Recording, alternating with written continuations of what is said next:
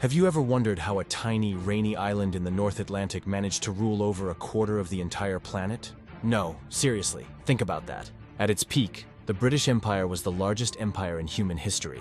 The story of how they did it is absolutely wild, full of ambition, conquest, and consequences that we are still living with today.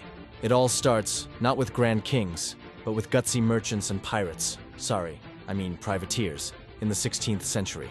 Queen Elizabeth I gave them the green light to raid Spanish ships loaded with gold from the Americas. This wasn't just about loot. It was about challenging the dominant powers, Spain and Portugal. England wanted a piece of the action.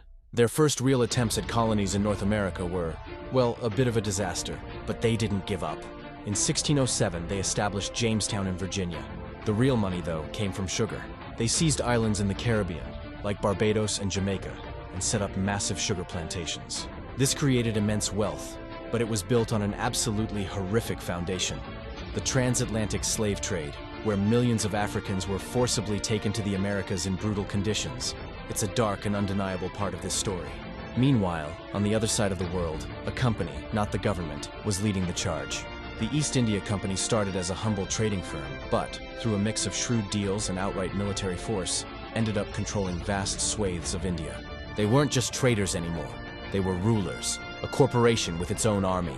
By the 19th century, the Victorian era, Britain was an industrial powerhouse. Their factories churned out goods, their navy ruled the waves, and they believed it was their destiny to civilize the world. This led to the scramble for Africa, where they carved up the continent with other European powers, drawing lines on maps that ignored thousands of years of local history and culture. They expanded into Australia, New Zealand, and parts of China after the Opium Wars. The saying, "the sun never sets on the British Empire," wasn't a boast. It was a literal fact, but no empire lasts forever.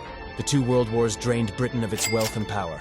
All around the world, nationalist movements grew stronger. People wanted to rule themselves. Led by figures like Mahatma Gandhi in India, a wave of independence swept across the globe. One by one, from India and Pakistan in 1947 to nations across Africa and the Caribbean, the colonies became independent countries. Today, the British Empire is a thing of the past, but its legacy is everywhere. In the languages we speak, the sports we play, the borders of countries, and the complex, often painful histories that connect us all. It's a story of incredible power, but also a crucial reminder of its human cost.